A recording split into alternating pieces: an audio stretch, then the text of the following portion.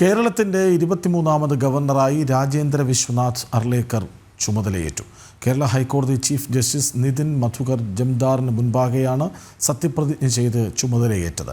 മുഖ്യമന്ത്രി പിണറായി വിജയൻ, മന്ത്രിമാർ, പ്രതിപക്ഷ നേതാവ് തുടങ്ങിയവർ ചടങ്ങിൽ പങ്കെടുത്തു.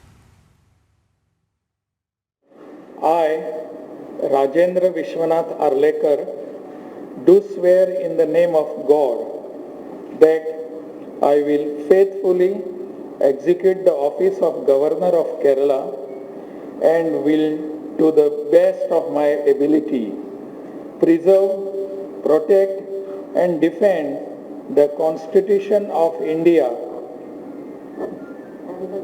and the law, and that I will devote myself to the service and well-being of the people of Kerala. കേരളത്തിന്റെ 23ാമത് ഗവർണറായി രാജേന്ദ്ര വിശ്വനാഥ് അർലേക്കർ ചുമതലയേറ്റു. കേരള ഹൈക്കോടതി ചീഫ് ജസ്റ്റിസ് നിതിൻ മധുകർ ജംദാറിന് മുൻപാകെയാണ് അദ്ദേഹം സത്യപ്രതിജ്ഞ ചെയ്ത് ചുമതലയേറ്റത്. മുഖ്യമന്ത്രി പിണറായി വിജയൻ, മന്ത്രിമാർ, പ്രതിപക്ഷ നേതാവൊക്കെയും ചടങ്ങിൽ പങ്കെടുത്തിരുന്നു. ശാലിനി ഒപ്പം ചേരുന്നു. ശാലിനി, അദ്ദേഹം ഒരു മലയാളിയെപ്പോലെ തന്നെയാണ് സത്യപ്രതിജ്ഞയ്ക്ക് എത്തിയത്. വിവരങ്ങൾ.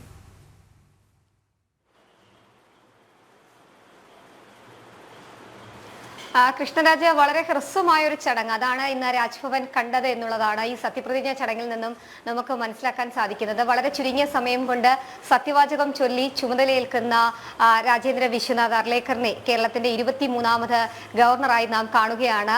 വലിയ രീതിയിലുള്ള രാഷ്ട്രീയ ചർച്ചകളും രാഷ്ട്രീയ മാനങ്ങളും ഒക്കെ കേരളത്തിൽ സംഭവിക്കുന്ന സാഹചര്യത്തിൽ കൂടിയാണ് കേരളത്തിന്റെ 23ാമത് ഗവർണറായി രാജേന്ദ്ര വിശ്വനാഥ് അർലേക്കർ ഇന്നലെ പുതുവർഷ ദിനത്തിൽ കേരളത്തിലേക്ക് എത്തിയത്. ഇന്ന് രാവിലെ 10:30 രാജ്ഭവനിൽ സജ്ജീകരിച്ച് പ്രത്യേക ഓഡിറ്റോറിയത്തിൽ അദ്ദേഹം സത്യപ്രതിജ്ഞ ചൊല്ലി ചുമതലയേൽക്കുകയും ചെയ്തത്. ചടങ്ങ് ആരംഭിക്കുന്നതിന് തൊട്ട് മുൻപ് തന്നെ അദ്ദേഹത്തിന് ഒരു ഗാർഡ് ഓഫ് ഓണർ രാജ്ഭവൻ ഒരുക്കിയിരുന്നു. അതിനുശേഷം വേദിയിലേക്ക് അദ്ദേഹത്തിന്റെ പത്നി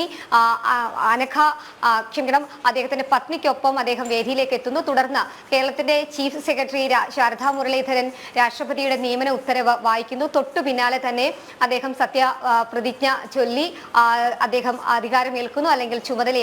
മുഖ്യമന്ത്രി പിണറായി വിജയൻ, ഒപ്പം തന്നെ വിവിധ മന്ത്രിമാരടക്കമുള്ളവർ ഈ ചടങ്ങിന് പങ്കെടുക്കാൻ എത്തുകയും ചേരുന്നു. ബംഗാൾ ഗവർണർ CV ആനന്ദബോസും ഈ ചടങ്ങിന് സാക്ഷ്യം വഹിച്ചു. കൂടാതെ മുൻ കേന്ദ്രമന്ത്രി V മുരളീധരൻ അടക്കമുള്ളവരും ചടങ്ങിൽ പങ്കെടുത്തു.